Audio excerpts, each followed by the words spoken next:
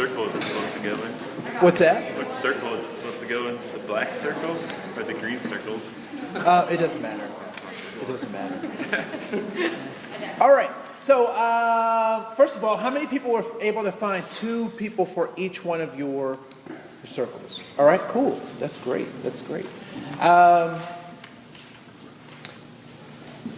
So as you were going around looking at other people's papers or having conversations with them, were there any delights or surprises that you saw? Were there any things that you said, oh man, why didn't I think of that? I should have put that on my paper. Or, oh, I didn't ever think about that way of thinking. Were there some of those things, and what were they? Love. Love was one of those things. You're like, oh, I should have put that on my paper. Okay. Yes, sir. Respect. Respect was one of those things. Cool. Yes, sir. Faith. Faith. All right. You kept nodding your head, ma'am. What was one of the things? Education. Education. All right. Yes, ma'am. Honesty. Honesty. All right. Those were great ones. Those were great ones.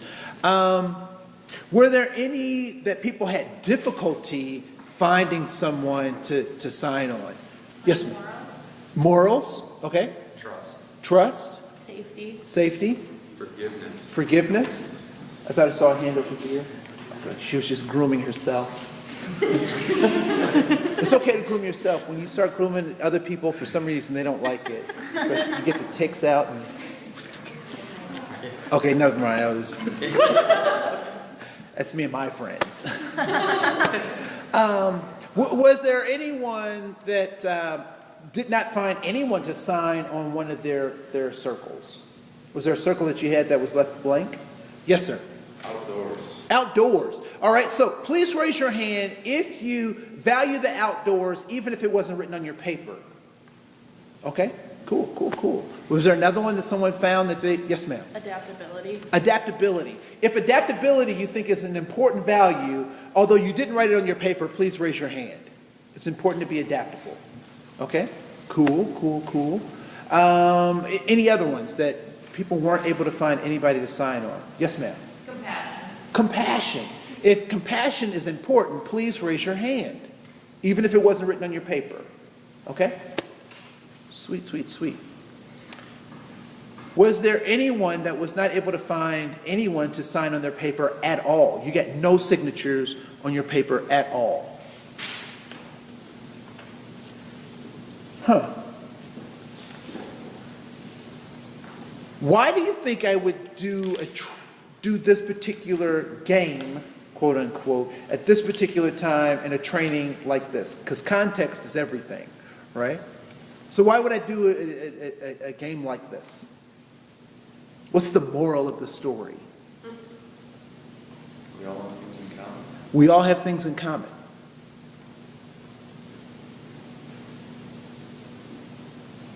Yes, ma'am. We're getting towards the end of training, so we've been together for the past 2 weeks, kind of getting on each other's nerves and stuff, so it's nice to come back together and be like, we do have this in common, we are here for a common goal, and we share pretty similar values and stuff like that, we made it this year.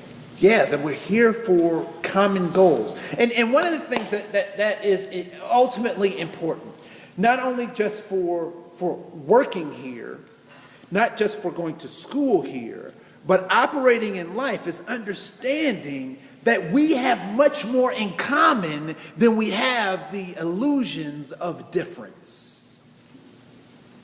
The illusions of difference. So I'll come back to that in just a minute. I want to talk a little bit, because we'll get to that illusion of difference in just a minute. I want to talk about these particular 3 words. We talked a lot about discrimination and what discrimination is.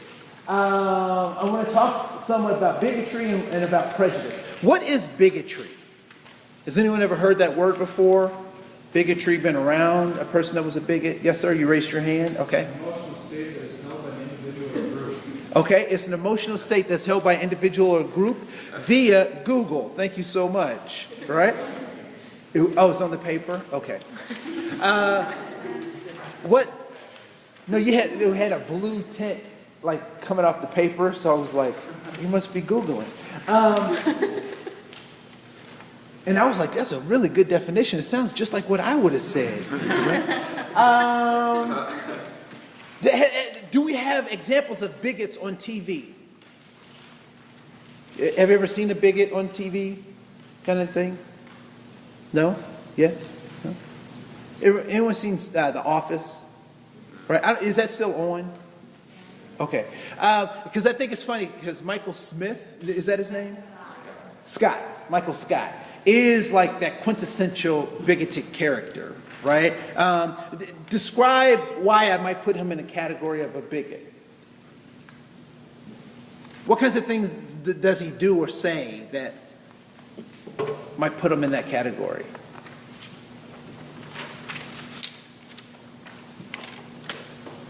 He's funny, right? Is he not funny? Okay, so what makes him funny? He thinks everyone likes him. He thinks that everybody likes him, or that everybody is like him as well, right? What else?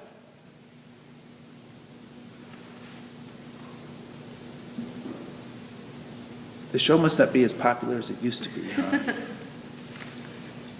You've never seen it? He makes really rude comments. He makes rude comments, right? Kind of naive sometimes. He's kind of naive. So when I was growing up, there was a character that was kind of the quintessential bigot, and his name was Archie Bunker. And I don't know if any of you have ever seen that show. Anyone seen that show? Probably on Nick at Night, right? Like, yeah. Okay. Yeah. So he's this like just raw character. And for those of you who've seen it, can you describe that character a little bit?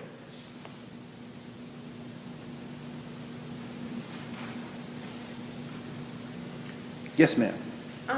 It's kind of like nothing is ever done right. Okay. Like everything is always criticized. So he criticizes everything from his point of view, right? What else?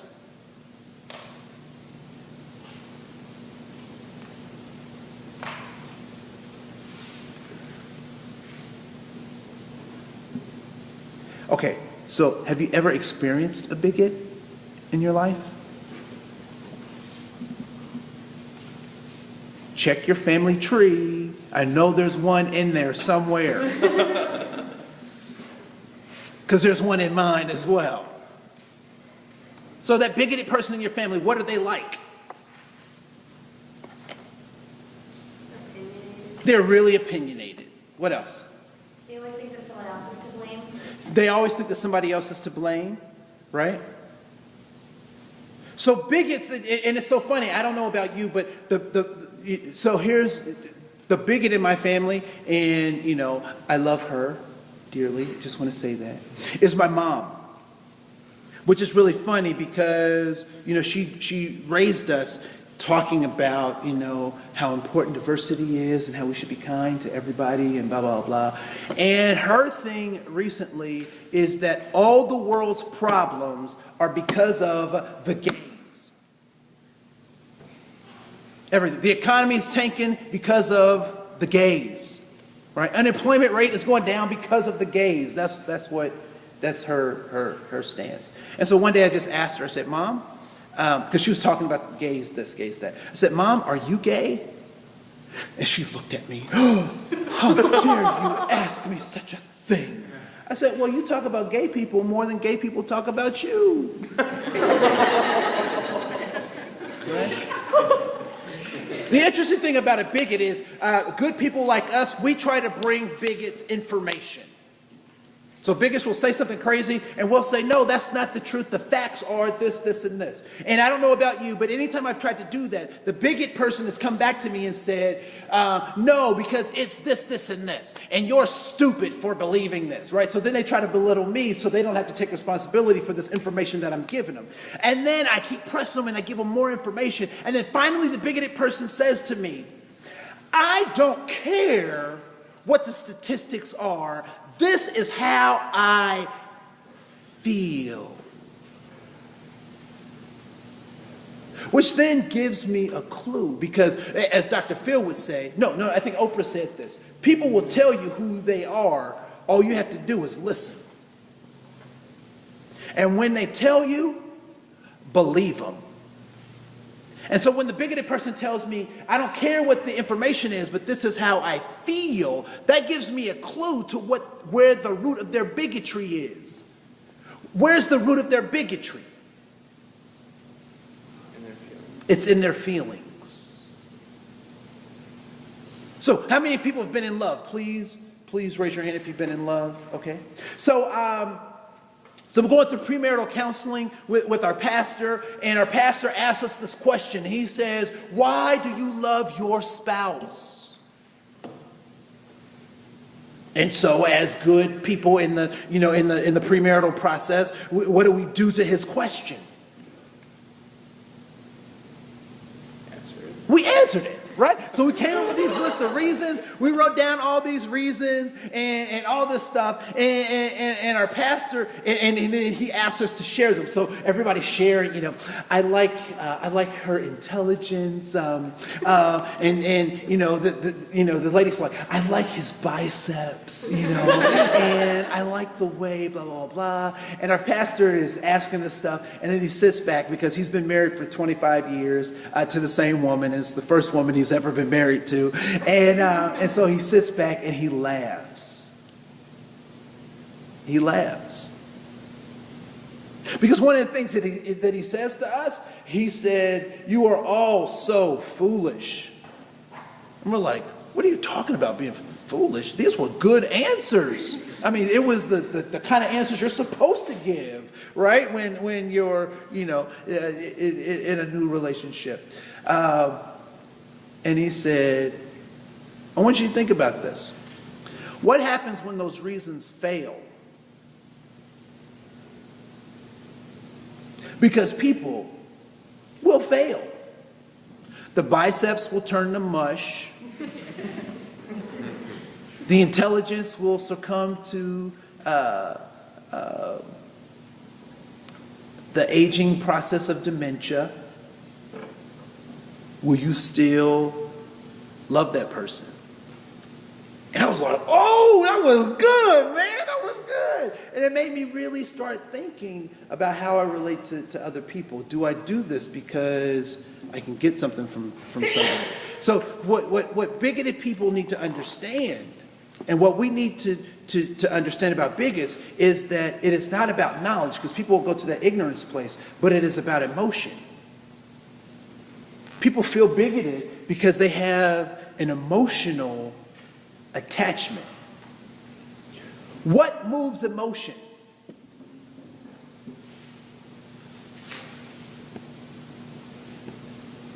When you've been in love, could you explain it? Did it make sense? It did not make sense.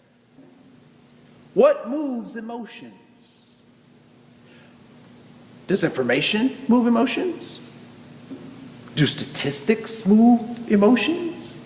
Does logic move emotions? What moves emotions? Other emotions. What's the strongest emotion?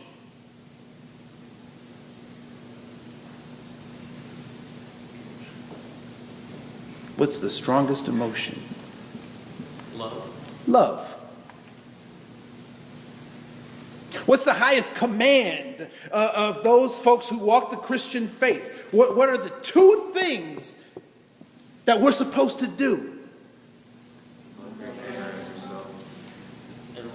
And love God. Love your neighbor and love God. On these two hang all the laws and the prophets of the prophets, right? So when we talk about this bigotry, the only way that we can move or improve bigotry is to love somebody. Now I'm going to tell you how to love them a little bit later. Prejudice. I would like to offer you that prejudice is a good thing. That prejudice is good. And I'll explain that, right? So it's 11 o'clock at night. I'm walking down the street. I see 6 guys in front of me, and they're rustling and tussling with each other. What decision do I make? I cross the street. And you would say that as what kind of decision is that? It's probably a good decision, a safe decision, right? I see this.